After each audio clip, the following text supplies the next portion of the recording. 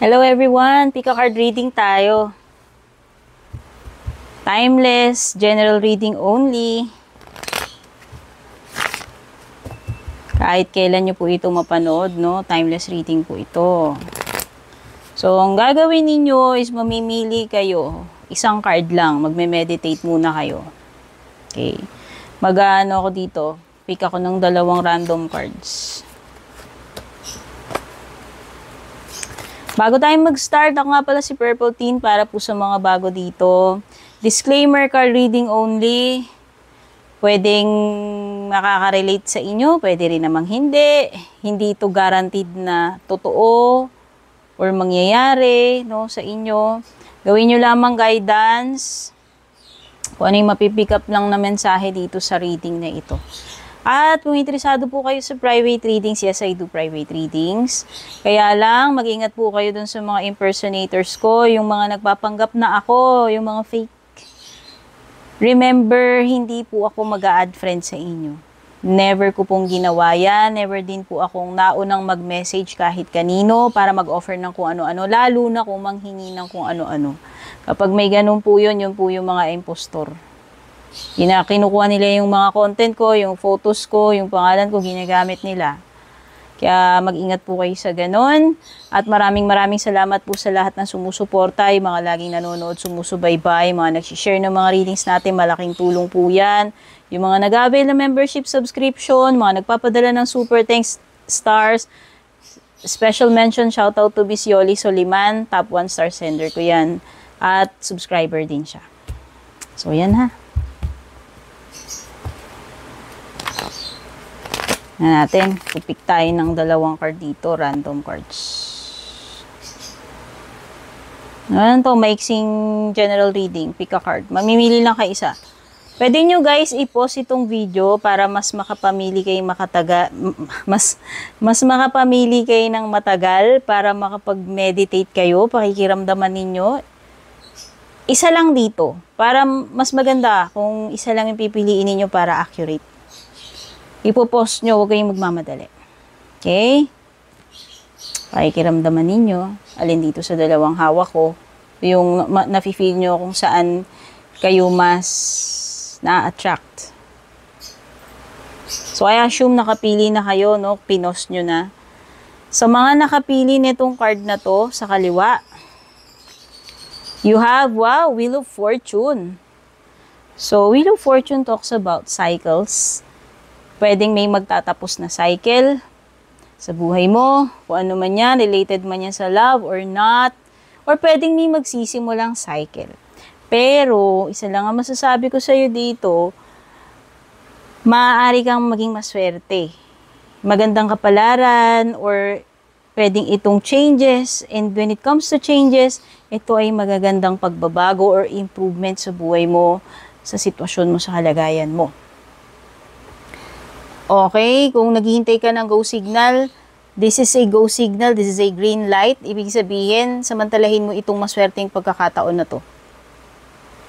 Merong pag-shift ng kalagayan or sitwasyon. Kung dati nasa ibabaw ka, mapapailalim ka. Mga dating nasa ilalim, magiging mapapaibabaw naman. Kasi merong, pagpapalit ng, kalagayan mababaliktad. Yan. Mababaliktad yung situation. And then, let's move naman dito sa mga nakapili nito, yung card dito sa kanan. Ang nahugot natin dyan is the Three of Wands. If you're dealing with a person, this is fire sign. Pwedeng ikaw yung fire sign o yung person na nakaka-deal mo. Aries, Leo, Sagittarius. Well, this is a card of expansion. Masasabi ko sa'yo, ito yung perfect time na mag-expand ka or mag-travel ka, alam mo yon, may mga panibagong possibilities na magbubukas sa iyo, mga panibagong paths.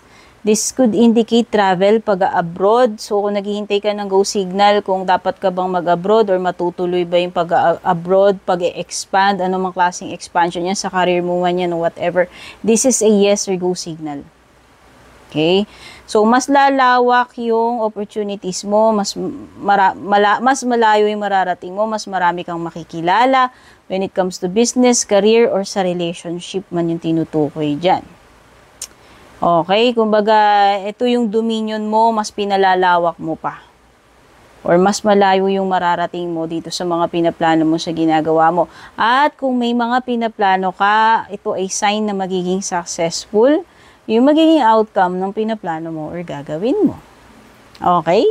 So guys, ayan na yung ating pick a card reading. I hope nagustuhan nyo itong ating reading. Don't forget to leave a reaction or comment below kung nagustuhan nyo, kung naka-resonate man po kayo. Pakishare na rin, pa-like and follow na rin. At maraming salamat po sa pag-drop by para manood ng mga readings ko bago ka man dito or matagal na. I love you all. Take care. God bless. Babush. Hello everyone! Card of the day po tayo. Alamin natin ano yung pinaka-guidance, mensahe para sa inyo ngayong araw na to using this deck, the Universal Weight.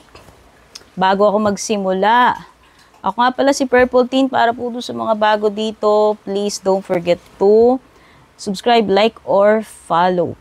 Itong reading na ito, timeless reading naman ito kahit kailan ito makarating sa inyo. As long as napadpad sa inyo itong reading na to, baka yung mensahe na nandito ay para sa inyo. Yes, I do private readings. Make sure na ang fina-follow nyo po yung official page ko. Marami na po kasing impersonators, no? Yung kumokopya sa akin, nagpapanggap na ako, gamit-gamit yung picture ko, yung name ko, wag po kayo magpapabudol sa mga ganon. Ang palatandaan po nung fake, yung mga impostor, nag-a-add friend po sila or sila po yung nauunang mag-PM. Never ko po ginawa yun, never ko pong gagawin. Kaya pag may mga ganon, nag-message sa inyo, hindi po ako yun. Okay? So, tignan nyo na lang po yung mga detalye sa description para dun sa mga balak mag-inquire or mag-book. Special mention sa aking top 1 star sender, si Miss Yoli Soliman. Isa rin siyang subscriber ko. Ganon din sa mga ibang star senders, no? Tsaka maraming salamat din po dun sa mga laging nanonood, yung mga palaging nag-share ng mga readings ko, malaking tulong po yun. Thank you rin po sa lahat ng mga nakapag-like and follow na dahil na-reach na po natin yung 100k followers. So, tignan na natin. Pasensya na sa ating intro. Disclaimer, card reading lamang po ito. Hindi nyo dapat ibase yung mga decisions, actions nyo base dito sa kung ano yung lalabas dito sa reading na to. Okay? Kayo po ang may responsibilidad sa kung ano yung magiging kapalaran nyo. Kasi kayo po ang may hawak ng buhay nyo, mga decisions and actions ninyo. Wait lang, may nahulog na card. So, ayan. Nag-pause lang ako kasi may nahulog na cards. What I random, ayan, ito, pumapalag to. Ito yung babasahin natin. The Emperor, reversed position. Kung person tong pinag-uusapan natin, Aries to. Aries energy. Or a father figure. Or someone na meron siyang malaking responsibilidad, whether sa family ito, o pwedeng siya yung head of the family, breadwinner, no? Walang gender. Kasi hindi naman, kumbaga, limited sa isang gender lang yung mga paghawak ng position, titles, or mabibigat na responsibility. Even sa bahay, di ba?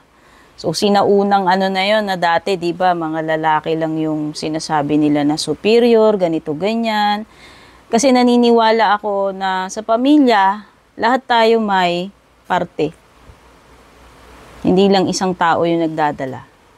Pero base dito, sa energy na to, sa reading na to, nakikita ko to father figure to. O pwedeng iba sa inyo nakaka-experience kayo ng difficulties, challenges pagdating sa mga responsibilidad, paghawak ng, yan, pagiging accountable tungkol sa isang bagay or situation. Pwedeng iba, ito ay sign ng irresponsible na father figure para sa inyo, o literal tatay ng anak mo, or yung iba, absent father, situation eh. O baka yung iba, lumaki kayo,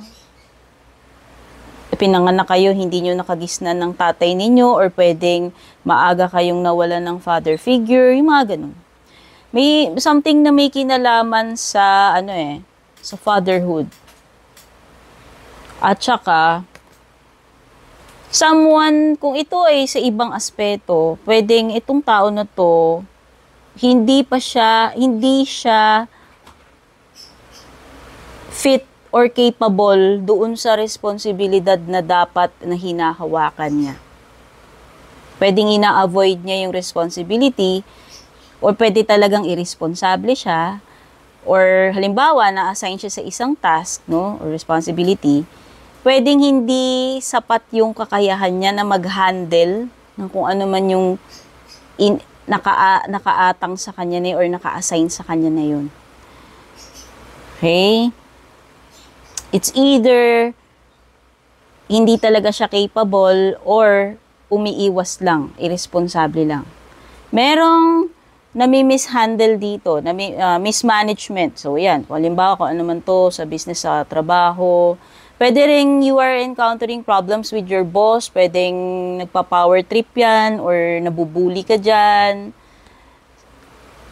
Mga ganong bagay. Parang, pwedeng itong abuse of power eh.